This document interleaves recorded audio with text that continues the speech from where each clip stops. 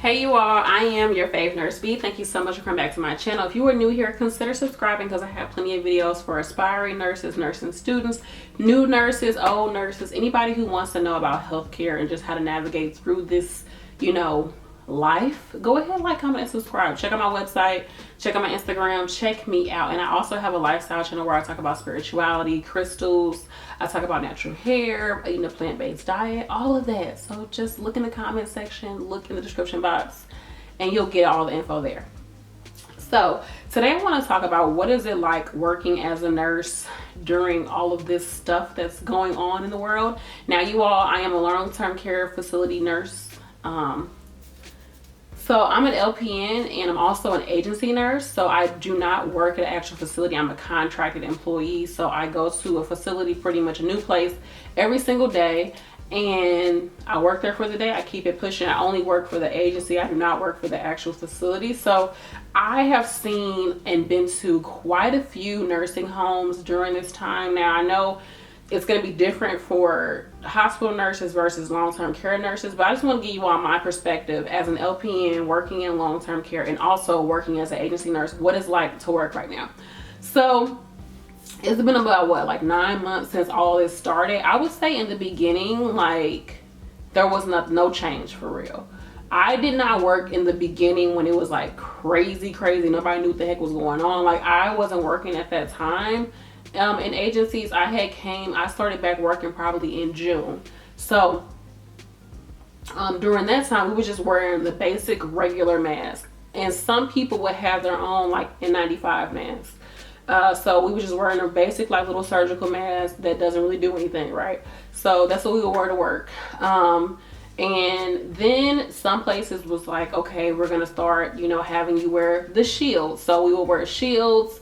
But right now, the way it's looking right now is I have one place that I go to, and every single time I go, they test me. Unless it's like I've already been there later on that week, like I was there earlier that week, then they won't test me. I think they only test you like twice a week.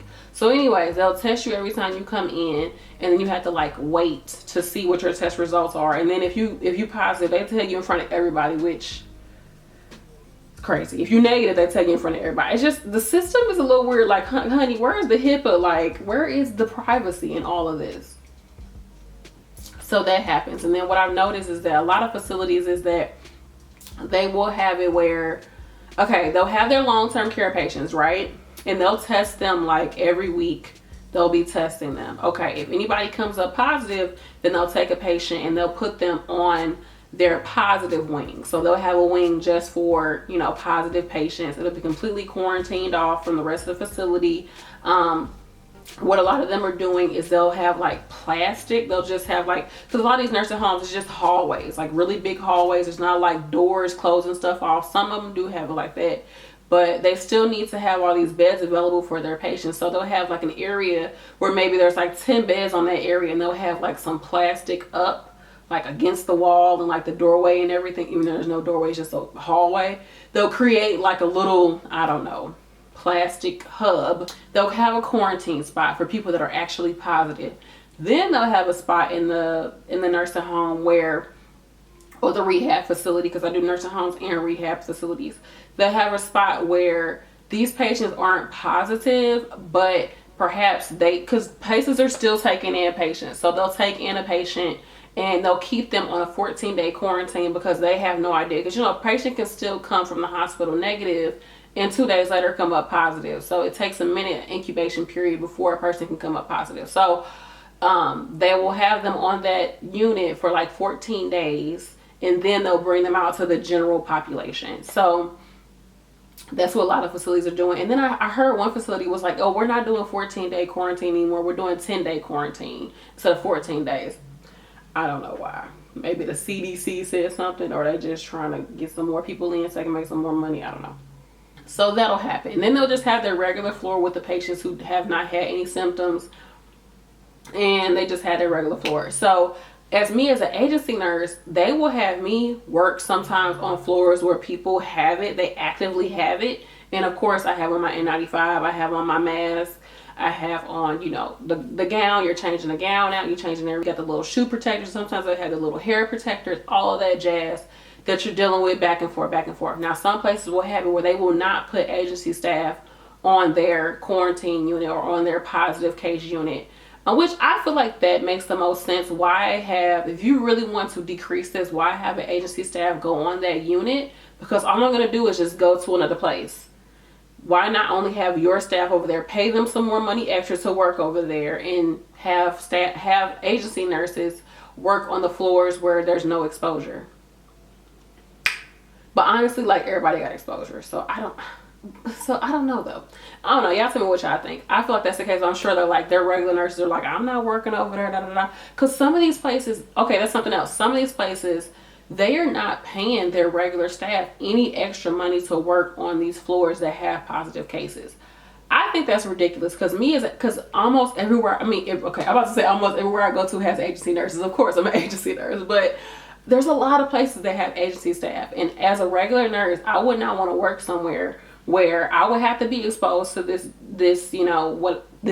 problem, this illness, and then turn around and the person that doesn't even work here is getting paid $10 more than me.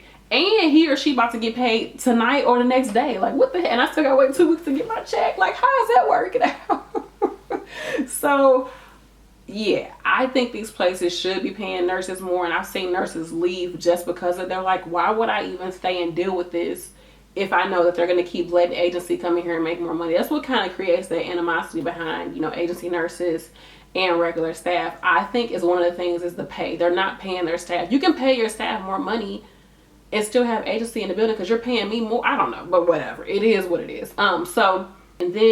So that's how they're doing it. But I've seen some places where I've been in and the whole entire building has it. I'm like, it would be like, they'll say like, oh, the roommate is positive, but the other roommate is negative. I'm like, why are they in the same room? Like, how does that make any sense? Like, that don't, but I think that facility, like, they just got overrun. It made me think about The Walking Dead. I know that sounds horrible, but The Walking Dead was like, we just got overran. Like, that's what it came, like, it happened. Like, it just got overrun. And so they didn't have time to isolate the patients. It just, everybody ended up having it. I'm guessing they weren't testing their patients consistently to really see who has it and who doesn't, or testing their staff. I don't freaking know. So yeah, that's how it is. Let me think anything else that's going on right now.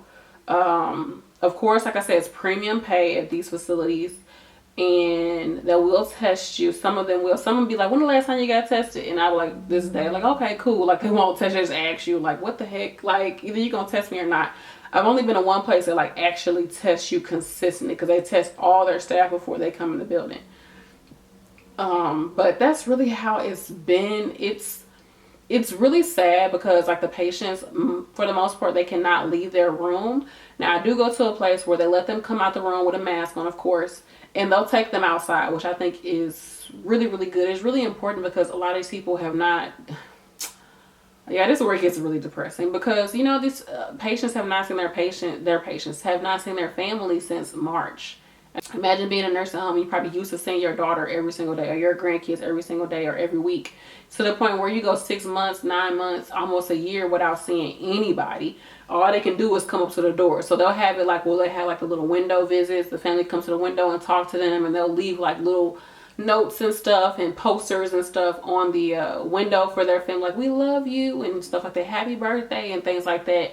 And they will let family bring items in for the patient. Most places are not letting you take family clothes out and wash them and bring them back in, like back in the day, like how we used to do. But it's sad because the patients are extremely bored, extremely depressed, and they want somebody to talk to, they want something to do, and here you are as the nurse just trying to get things done. You really are, especially as an agency nurse. Like, I'm just like trying to get it done because I don't know y'all. I don't know nothing going on here. They're gonna be passing these pills. I got one CNA, and the doctor keep calling. I don't even know how to work these phones. Like, oh my goodness, what places am I at today? I forgot the name of this dang on place. What's y'all number here? Like, it's a mess. It's a hot mess, but at the end of the day, you're still taking care of people. So I do try to take the time to at least talk to them, like, oh, I like that. Oh, that's a pretty picture, a beautiful family, something to try to bring, make it less like sterile, like less like, here's your pills, thank you, bye. Like, because that's pretty much how you have to operate,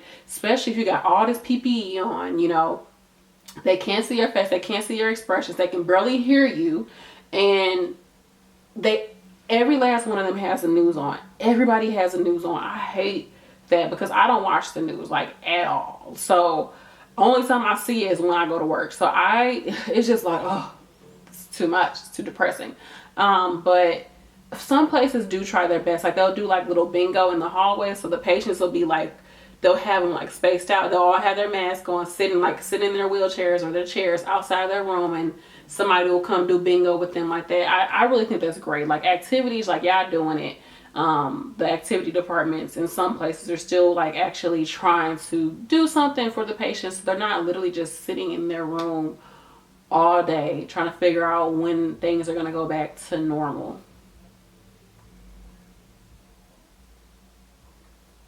Yeah, it's sad. It's sad.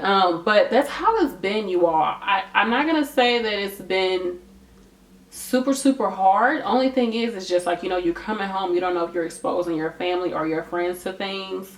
And of course, as soon as you come home, you take off all your clothes, jumping in the shower, like, things like that, leaving your shoes like outside or whatever. And you just don't know what you're spreading, if you're spreading things around. It's good that places are testing you. This hair, I don't know, I'm not sure. But it's good that some places are testing you. I do appreciate that, the rapid test. But still, you never know if it's accurate, honestly. But that's how it's been. Let me know, how has it been for you all? Especially if you work in a hospital, what has it been like? Leave it in the comment section. Let me know. The only plus side to this, I know people are going to be like, it's a plus and a minus. The only plus side to it is you don't have that one family where they got their mom light on. They just standing outside the room looking at you like, when you going to come answer my mama light? Oh my gosh. It's like the only plus. But at the end of the day, like, you still want your patients to be able to see their family. So it does suck. But some of y'all family members they just be doing the most. They be doing the most. So yeah, I'm glad we don't have to deal with that right now. But something I do want to say is that it gets tougher and tougher to make that phone call to families when their loved one has passed away. That is it's already tough, but it's like even tougher right now because the first thing the family's thinking is like, did they die from this? Did it happen because of this? And so, sometimes that is the case, but I have noticed that from the patients that I've had that passed away, none of the MDs diagnose it as that. They diagnose it as something totally different. So that's that. But yeah, that's where it gets really tough because it's just like, dang, I haven't seen my family or been able to touch or, be around my mom and my dad for this amount of time. And this happens, that's where you just feel like crap. You just feel horrible. I've had to do that a few times throughout this whole, thing. And it's tough. It's tough. It really is. I just gotta keep saying it's tough. But yeah, that's how it's been. Let me know what you all think. Remember to like, comment, and subscribe. Check out my Instagram. Check out my second channel. Check out my website. Check me out. And yeah, thanks again for watching, you all. Peace.